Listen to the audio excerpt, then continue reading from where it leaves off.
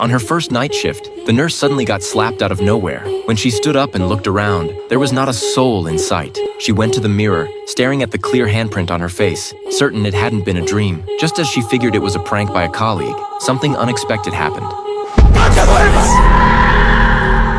The story takes place in a hospital in Mexico. On her first day of work, Sofia was assigned to work the night shift alone in the intensive care ICU. The head nurse handed her the keys and warned her, if she encountered any other nurses during the night shift, she must not speak to them. After Sofia left, one nurse said they should tell her the truth, but the head nurse clearly had no intention of doing so. When Sofia arrived at the ICU, the empty corridor genuinely gave her the creeps. She summoned up her courage and started working. At first, everything went smoothly, but just as she was about to change a patient's dressing, she suddenly heard singing coming from the corridor.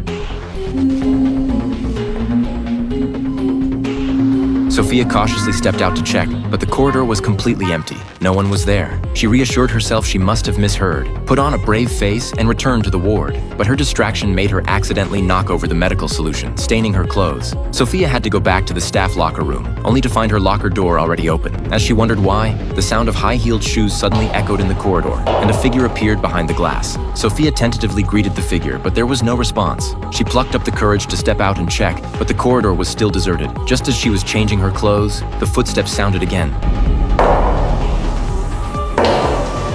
Peering out from behind the locker, she saw the figure wearing a nurse's cap, moving stiffly like a zombie. Sofia froze in terror, staring fixedly at the figure, which seemed about to walk into the locker room at any moment. Yet in the next second, it vanished without a trace. Sofia didn't believe in ghosts, so she thought these bizarre incidents were definitely pranks by her colleagues teasing the new girl. She didn't have time to think further, as the patient was still waiting for her to administer an injection. Sofia hurried back to the ward. When she was about to give a man a painkiller, he said a nurse in a black cloak had already given it to him earlier. Sofia quickly checked the records and found an unfamiliar signature had indeed been added, and some of the painkillers in the tray were missing. Furious at her colleague's extreme behavior, she stormed to the nurse's station to confront them. However, the colleague replied that only Sofia had the keys to the ICU. She couldn't have gotten in at all. Moreover, black cloaks were worn by nurses 100 years ago and had long been phased out. The colleague solemnly warned her. The ICU had always been haunted, so she must not fall asleep during the night shift. Sofia stood frozen, suddenly regretting taking the job. As she returned to the ICU with a heavy heart, the lights in the corridor began to flicker violently.